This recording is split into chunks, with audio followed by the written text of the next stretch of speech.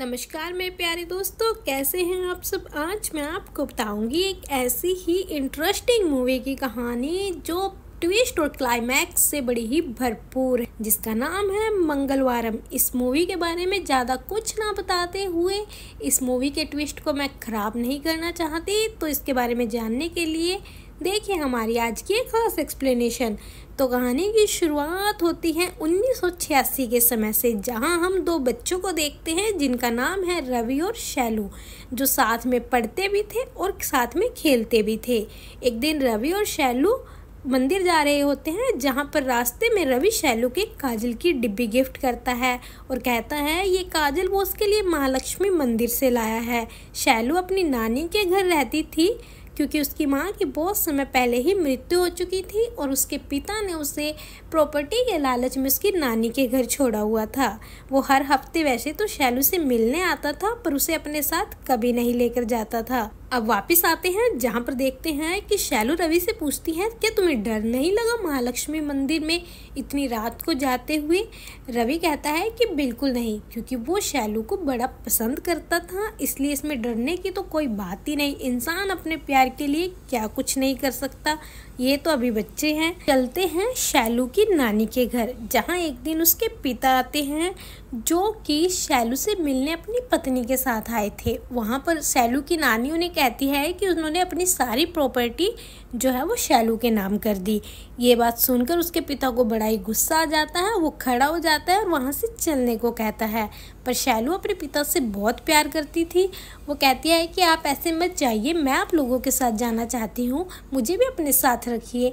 पर उसके पिता उसकी कोई बात नहीं सुनते और चुपचाप गुस्से में वहाँ से निकल जाते हैं।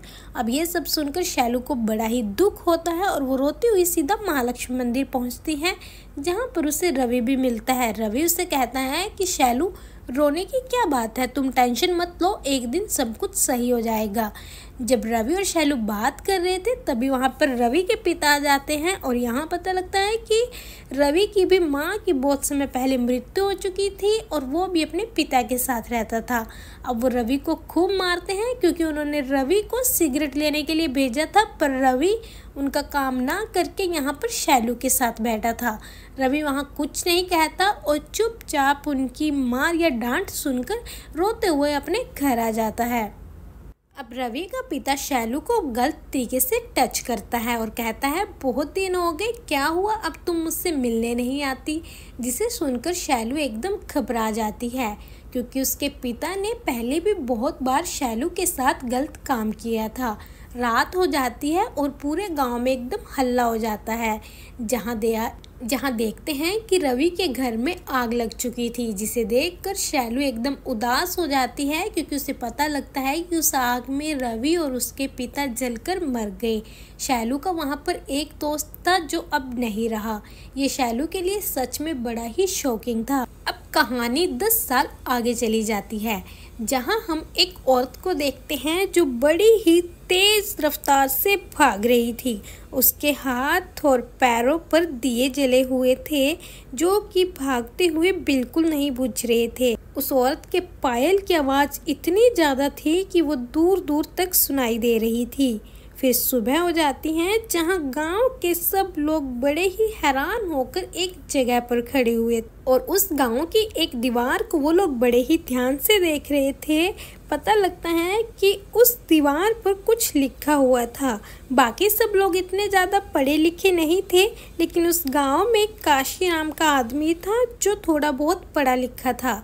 अब वहाँ पर उसका दोस्त पुली भी होता है, जो कि देख नहीं सकता था। वो उससे पूछता है कि क्या तुम मुझे बताओगे इस दीवार पर क्या लिखा है। इस पर काशी उसे बताता है कि वहाँ 2 लोगों के नाम लिखे हुए हैं, जिनका शादीशुदा होते हुए भी किसी और के साथ अफेयर चल रहा है। अब एक इंसान वहाँ आता है जिसकी पत्नी का नाम वहाँ पर लिखा होता है, जिसे पढ़कर वो बड़ा ही गुस्सा होता है और अपने घर अपनी पत्नी को मारने के लिए जैसे ही जाने लगता है, तभी उन लोगों को पता लगता है कि उसकी पत्नी और उसके प्रेमी ने आत्महत्या कर ली, जिसे देखकर सब गांव वाले हैरान और परेशान हो जाते हैं।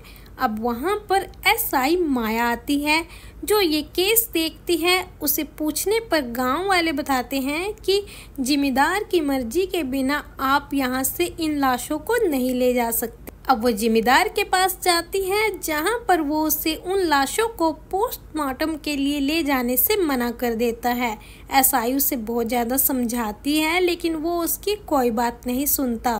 अब सुबह हो जाती है। काशी और पूली एक दुकान पर बैठे हुए आपस में बातें कर रहे थे।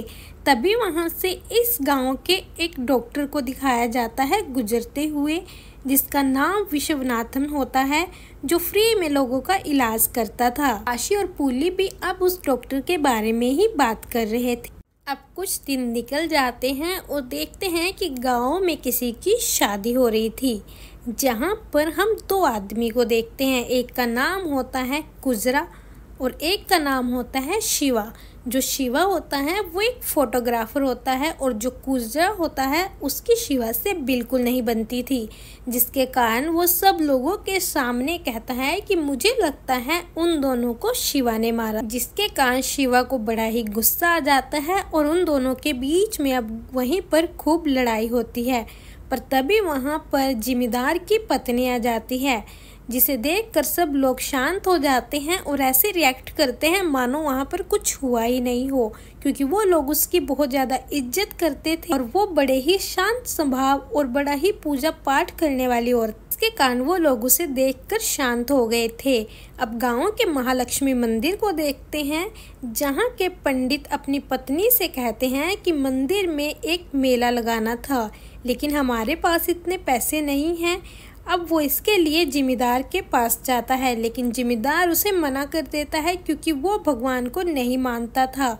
वो एक नंबर का नास्तिक इंसान था। लेकिन ये सब उसकी पत्नी देख लेती है, जिसके बाद वो उस पंडित को अपने पास बुलाती है और उसे कुछ पैसे देती है जिससे वो मेला लगा सके। लेकिन जब जिम्मेदार को ये बात मालूम पड़ती है तो वो अपनी पत्नी पर बहुत ज़्यादा गुस्सा करता है कि उसने फालतू के काम के लिए पैसे क्यों दिए। इस पर वो जिम्मेदार से कहती है कि उसने ये सब उसके परिवार की इज्जत बचाने के लिए किया है। अब माया को देखते हैं जो गांव की साइड आ रही थी।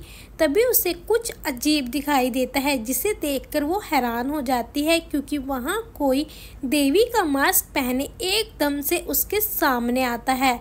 लेकिन जब वो गाड़ी से नीचे उतरकर उसे देखने जाती है तो वो वहाँ से गायब हो जाता है। फिर रात हो जाती है और पूरा गांव मेले में आया हुआ था। वहाँ पर भी उस देवी का मास्क पहने हुए इंसान को देखा जाता है। अगले दिन देखते हैं कि मंगलवार है और सुबह के टाइम गांव वाले को फिर से दीवार पर दो लोगों के नाम लिखे हुए मिलते हैं, जिनका भी आपस में अफेयर चल रहा था, जिससे गांव वालों को थोड़ा अजीब लगता है। पर जैसे ही वो कुछ सोचने की समझ में आते, उससे पहले ही उन्हें किसी आदमी के चिल्लाने की आवाज़ सुनाई देती है, जहां पर पूरे गांव के लोग भागकर जाते हैं। तो वहां पर उन दोनों ने खुद को फांसी लगाकर मार डाला था। अब माया को भी इसके बारे में पता लगता है, जिसके बाद वो उस गांव में आती है और शिवा से उन लोगों की फ़ोटो क्लिक करने के लिए कहती है। पर शिवा बड़ा ही डरा हुआ था। इसके बाद वो जिम्मेदार के वहाँ पर जाती है, जिससे माया इस केस को सॉल्व कर सके। इस बार जिम्मेदार भी उसे इन लाशों को अपने साथ ले जाने की परमिशन दे देता है। अब वो उन दोनों लाशों को अपने साथ ले जाने के लिए रखती है, तो वो दूसरी दोनों लाशों को भी दोबारा बाहर निकालने के लिए जमींदार से कहती है, तो जमींदार उसके लिए भी उसे हाँ कर देता है। पर जैसे ही वहाँ पर खुदाई होती है तब कुछ हैरान वाली चीज़ सामने आती है, क्योंकि वहाँ पर वो दोनों लाशें है ही नहीं थी। वो दोनों कैसे गायब हो गई किसी को कुछ मालूम नहीं था, पर ये उन लोगों के लिए बड़ा ही शॉकिंग था। ऐसे कैसे कोई किसी की दोनों लाशों को गायब कर सकता है। अब गांव वाले इन सब चीज़ों से इतना ज़्यादा डर चुके थे, वो लोग एक सलाह बनाते हैं कि अब से गांव में रात को सब लोग पहरा दिया करेंगे, आखिर पता तो लगे कि ये सब कर कौन रहा है। तभी उन्हें एक आदमी दीवार पर कुछ लिखता हुआ दिखाई देता है, जिसे पकड़ने पर उन्हें पता लगता है कि ये शिवा का छोटा भाई है। इसके बाद हम डॉक्टर को देखते हैं, जो रात को केले के खेत से अपने घर के लिए निकलता है। तभी उसे वहाँ पर किसी के रोने की आवाज़ सुनाई देती है। जब वो पास जाकर देखता है तो वहाँ कोई और नहीं बल्कि शैलू की आत्मा थी, जिसे देखकर डॉक्टर बड़ा ही घबरा जाता है। अब चलते हैं फ्लैशबैक में, जहाँ कुछ महीने पहले की कहानी दिखाई जाती है, जिसमें हम शैलू को देखते हैं जो अब बड़ी ही जवान हो चुकी थी और अपने कॉलेज में पढ़ने जाती थी। उसको बहुत ज़्यादा सुंदर होने के कारण सब लोग बड़ा ही पसंद करते थे और अजीब नज़रों से भी देखते थे। अब शैलू के साथ एक प्रोफेसर को देखते हैं जिसका नाम मदन होता है, जिसे शैलू बहुत ही ज़्यादा पसंद करती है। उसे लगता है कि वो उससे शादी करेगा, जिसके बाद वो उसके साथ रिलेशन भी बना लेती है। तभी एक दिन शैलू के साथ वो होता है जो उसने सोचा भी नहीं था, और उसे पता लगता है कि मदन ने उसे छोड़कर किसी और लड़की से शादी कर ली। जिसके बाद वो उसके घर उसे बात करने जाती है, पर मदन उसे कहता है, निकल जाओ मेरे घर से, मैंने तुमसे कभी प्यार ही नहीं किया था। जिस लड़की से उसने शादी की थी वो पिछले 3 साल से उसके साथ भी रिलेशन में था। ये सब सुनकर शैलू को बहुत ज़्यादा दुख होता है, जिससे वो पागल होकर गांव के हर मर्द के साथ अब रिश्ता बना लेती। अब जो चाहे उसके साथ जो मर्जी कर सकता था, लेकिन गांव वाले उसकी इन हरकतों से बहुत ज़्यादा परेशान हो गए थे। वो इस सब के लिए जमींदार के पास जाते हैं, जहां जमींदार कहता है कि वो शैलू को गांव से निकाल देंगे। अब वो उसे गांव से बाहर निकाल देते हैं और वो बहुत ही ज़्यादा पत्थर वगैरह उसको मारते हैं, जिससे शैलू और पागल हो जाती और कुएं में कूदकर अपनी जान दे देती है। अब वापस आते हैं गांव में, जहां माया को देखते हैं, जो अब शिवा उसके भाई के बारे में पूछती है और उसके भाई को पकड़कर उससे पूछताछ करती है, जिस पर वो उसे कहता है कि वो कुर्जा की बहन से बहुत ज़्यादा प्यार करता है। इसके लिए वो वहाँ अपना और उसकी बहन का नाम लिखने गया था, जिससे कुर्जा डर कर उसकी शादी अपनी बहन से करा दे। लेकिन इससे पहले क्या हुआ, कैसे वो लोग मरे, किसने उनके नाम लिखे, इसके बारे में उसे कुछ नहीं मालूम। अब उसके भाई की हैंड राइटिंग उस दीवार वाले नाम से मिलाई जाती है, जो बिल्कुल मैच नहीं होती, जिसके बाद माया उसे छोड़ देती है और वहाँ से वापस भेज देती है, क्योंकि वो कातिल साबित नहीं हुआ था। अब मंगलवार आ जाता है और गांव के लोग फिर से पहरा देते हैं, जिसके बाद वहाँ वही दिया लेकर भागती हुई औरत दिखाई देती है। एक आदमी जब उसे देखता है तो वो देवी के रूप को देखकर डर जाता है और गांव में जाकर सबको कहता है कि उसने आज स्वयं देवी को देखा है, मतलब साक्षात माता रानी ने उसे दर्शन दिए। लेकिन कोई भी उसकी बात को नहीं मानता, सब उसे कहते हैं कि ये तेरा वहम होगा। अब एक औरत को और देखते हैं जो देवी का रूप बनाकर भागती थी। वो कोई और नहीं बल्कि उस गांव के महालक्ष्मी मंदिर के पंडित की पत्नी थी, जो अपने एक रिवाज को फॉलो कर रही थी। असल में उनका रिवाज था कि उनको बिना किसी को बताए चुपचाप पूरे गांव के रात को चक्कर लगाने थे, वो भी बिल्कुल देवी की तरह श्रृंगार करके। अब देवी बनकर जो औरत घूमती थी उसका तो मालूम पड़ गया, पर ये मुखौटे वाली औरत कौन थी, इसके बारे में जानने के लिए सुनिए आगे की कहानी। इधर डॉक्टर को देखते हैं जो दीवार के सामने आता है और चौक निकाल कर कुछ लिखने लगता है। तभी वहाँ पर माया आ जाती है, जो उसे देख लेती है और पकड़ कर कहती है कि उसे बहुत टाइम से उस पर शक था और अब वो उसको सलाखों के पीछे भेज कर रहेगी। लेकिन माया कुछ करती उससे पहले ही डॉक्टर उसको एक इंजेक्शन लगाता है, जिससे माया बेहोश हो जाती है। माया को जब होश आता है तो वो अपने आप को एक कमरे में बंद पाती है, जहाँ उसके सामने डॉक्टर बैठा हुआ था। पर वो डॉक्टर को कहती है कि मैं तुझे छोड़ूंगी नहीं। इस पर डॉक्टर उसे कहता है पहले उसके पीछे की कहानी तो जान लो कि मैंने ये सब क्यों किया।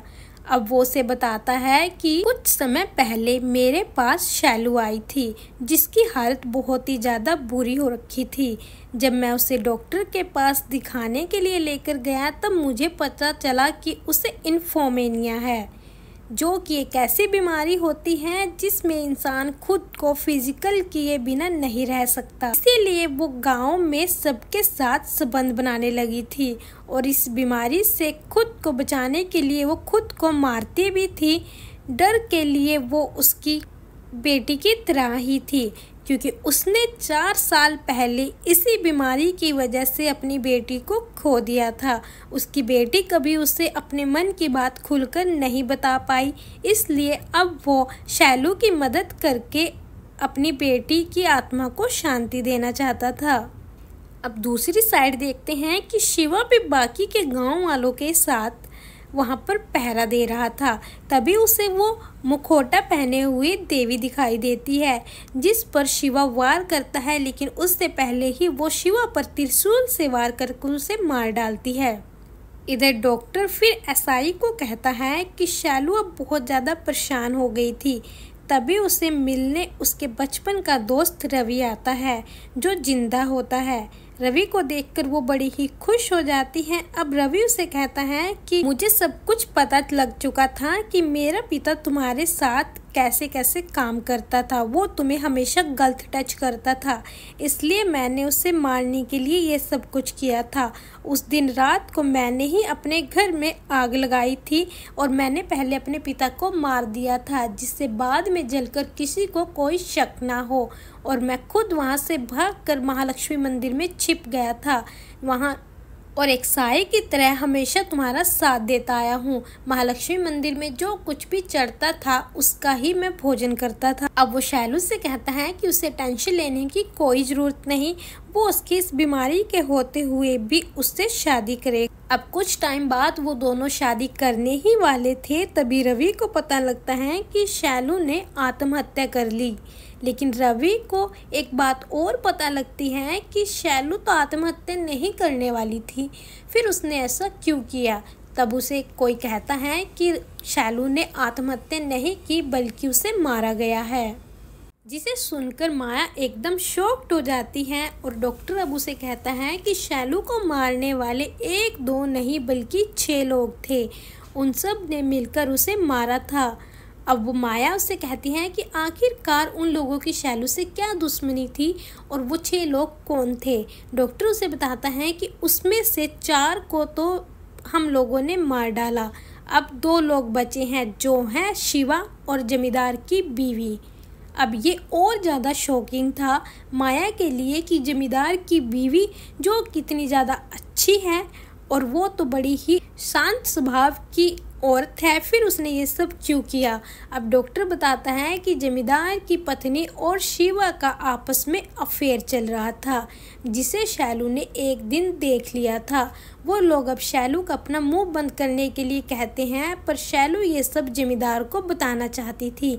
इसलिए जमींदार की पत्नी ने अपने घर में काम कर रहे बाकी के 4 लोगों और शिवा के साथ मिलकर ये पूरा प्लान बनाया था, जिसमें उन लोगों ने शैलू को केले के खेत में ले जाकर पहले तो मार दिया, फिर उसे आत्महत्या साबित करने के लिए पास के ही कुएं में फेंक दिया था।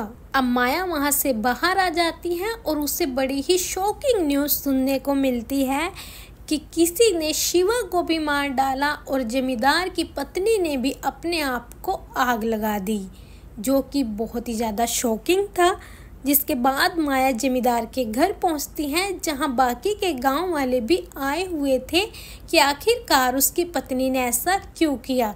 इस पर जमींदार सब लोगों को कहता है कि वो देवी की बहुत बड़ी भगत थी, जिसके लिए वो देवी के चरणों में खुद को समर्पित करना चाहती थी, इसलिए उसने खुद को आग लगाकर देवी के चरणों में खुद को समर्पित कर दिया। और माया समझ चुकी थी कि उसने ऐसा नहीं किया, बल्कि उसको जमींदार ने ही मारा है, पर क्यों और कैसे, इसलिए वो इन सब को पूछना नहीं चाहती थी और वो चुपचाप वहाँ से चली जाती है और जमींदार से कहती है कि उसने ये केस हमेशा के लिए बंद कर दिया। अब डॉक्टर जमींदार के घर आता है, जहाँ पर वो उसकी पत्नी के बारे में पूछता है, जहाँ डॉक्टर को देखते हैं कि वो मुस्कुरा रहा था। आखिरकार क्या चल रहा था इन दोनों के बीच। अब जमींदार डॉक्टर को रोक लेता है और कहता है कि सुनो, जब तुम माया को ये सब कुछ बता रहे थे तब मैं तुम्हारे घर के बाहर से गुजर रहा था और मैंने तुम्हें बात करते हुए सुना, जिसके कारण मैं वहाँ पर रुक गया और मैंने तुम्हारी पूरी बात सुन ली। और घर आकर जब मैंने अपनी पत्नी से ये सब पूछा, पहले तो उसने मना कर दिया, पर बाद में उसकी पत्नी ने कि वो सिर्फ शिवा से प्यार करती है, उसने जमींदार से शादी सिर्फ पैसे के लिए की है, बाकी उसकी और उसकी पत्नी के बीच में कोई भी रिश्ता नहीं था। जिसके बाद मैंने उसे अपने परिवार पर कलंक लगाने से बचाने के लिए मार डाला। अब रवि को देखते हैं जिसने शैलू की मौत का बदला ले लिया था, जिसके बाद वो भी अब उसी कुएं में कूदकर अपनी जान दे देता है। अब ये तो समझ आ गया कि ये पूरा प्लान डॉक्टर और रवि का था। डॉक्टर वहाँ पर नाम लिखता था और रवि उन लोगों को मौत के घाट उतारता था। पर अब सोचने वाली बात है, इन सब के बारे में डॉक्टर रवि को भी बताने वाला आखिरकार कौन था। तो यहाँ पता लगता है इन पूरी कहानी के मेन ट्विस्ट का। असल में ये सब बताने वाला था काशी का दोस्त पुली। जी हाँ, पुली कहता है कि वो कोई अंधा नहीं था, वो तो अपना पेट भरने के लिए अंधा बना हुआ था। जब वो लोग शैलू को मार रहे थे तब पुली उन्हें देख लेता है, पर वो लोग उसे अंधा समझकर इग्नोर कर देते हैं और पुली वहाँ से भागकर पूरी बात डॉक्टर को बताता है। जिसके बाद डॉक्टर ने पूरी बात रवि को बताई थी और मिलकर ये पूरा प्लान बनाया था। इसके साथ ही ये मूवी खत्म हो जाती है। तो दोस्तों, कैसी लगी ये ट्विस्ट से भरपूर फिल्म की कहानी? हमें अपनी राय कमेंट सेक्शन में जरूर दें और आपको हमारी वीडियोस कैसी लगती हैं इस पर भी अपने विचार कमेंट सेक्शन में जरूर दें। अगर आप चाहते हैं कि हम ऐसी ही इंटरेस्टिंग शानदार मूवीज की कहानियाँ आपके सामने लेकर आएं, तो हमें आगे बढ़ने के लिए और सपोर्ट करने के लिए हमारे चैनल को लाइक, शेयर और सब्सक्राइब करना ना भूलें।